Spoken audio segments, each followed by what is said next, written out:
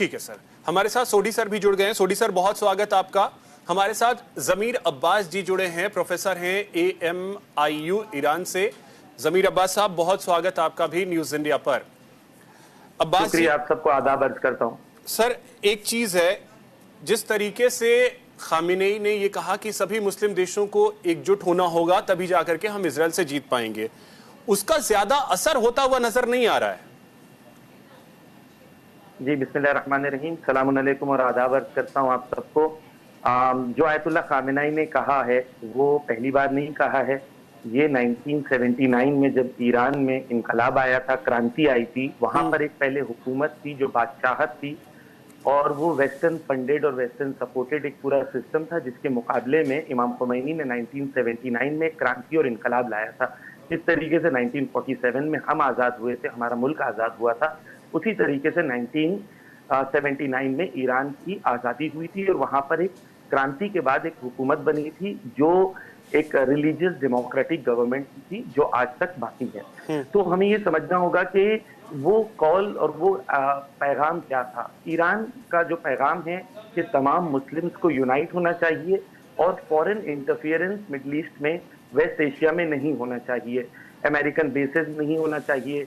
Israel का जो forced एक कंट्री बनाई गई है 1948 में ब्रिटिश द्वारा, जो पैलेस्टीनियंस के ऊपर, वो जो है ऑक्यूपेशन है और वो ऑक्यूपेशन नहीं होना चाहिए। और जिस तरीके से महात्मा गांधी का भी स्टैंड था कि पैलेस्टाइन को कंप्लीट आजादी मिलनी चाहिए और जो फॉरेनर्स वहां पर आए हैं उन्हें अपने मुल्क में रिटर्न होना चाहिए और पैलेस्टाइन कंप्लीटली पैलेस्टीनियंस का होना चाहिए।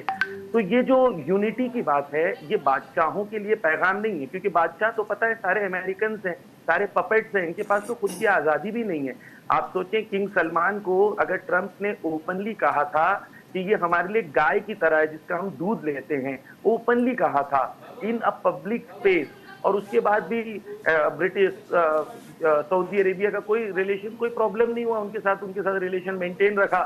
तो ये अरब किंग्स के पास सॉवरेनिटी नहीं है, खुद की डिसीजन मेकिंग नहीं है, ये खुद कुछ कर नहीं सकते।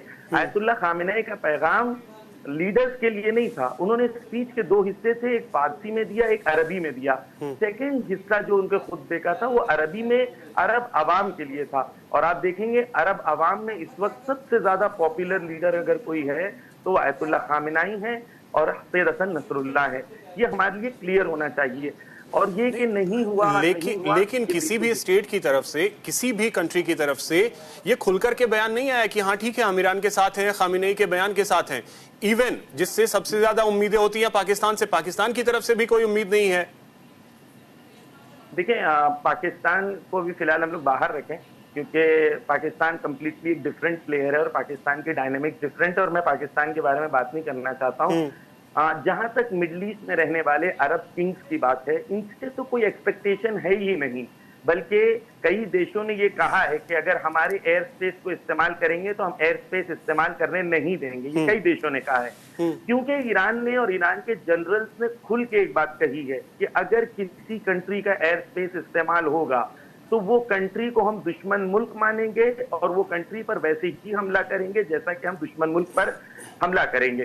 तो ये क्लैरिटी के साथ देखें, अगर फ्रांस के अंदर इतनी बौखलाहट है कि वो कह रहा है कि हम जो हैं वो अभी वेपन्स नहीं बेचेंगे, या स्पेन के प्राइम मिनिस्टर ने, जैसे लास्ट टाइम हुआ था कि उन्होंने क्रिटिसाइज किया था, आयरलैंड की पार्लियामेंट में खुद एक डिबेट हुई थी कि इसराइल को हमें एक ऑक्यूपायर मानना चाहिए। खुद इंग्लैंड के पार्लियामेंट में एक डिबेट हुई थी जिसके अंदर 1/3 मिनिस्टर्स ने वोट किया था इसराइल के खिलाफ। ठीक है, वो पास नहीं हुआ था, लेकिन यूरोप की बड़ी बड़ी कंट्रीज में, बड़े बड़े मुल्कों के अंदर इस वक्त इसराइल के खिलाफ लोगों में नफरत है। आप स्टेट प्लेयर्स जो होते हैं वो मैनिपुलेट किया जा सकते हैं, लेकिन लोग जो है मैनिपुलेट नहीं किया जा सकते। और जब हक की बात होती है तो हक की हुकूमत दिलों पर होती है। और आज आवाम पूरी दुनिया की, मैं एक लास्ट बात कहना चाहता हूँ, फ्रांस की बात कर रहे हैं, कल एक वीडियो आया, फ्रांस की यूनिवर्सिटी में एक प्रोफेसर बात करना चाह रहा है, पूरा हॉल भरा हुआ है और वहां पर तमाम फ्रांस के स्टूडेंट्स नारे लगा रहे हैं, हिजबुल्लाह हिजबुल्लाह हिजबुल्लाह। पूरी दुनिया में, चाहे लंदन स्कूल ऑफ इकोनॉमिक्स हो, MIT हो, पूरी दुनिया की टॉप यूनिवर्सिटीज में इस वक्त फेवर पब्लिक का किसकी तरफ है?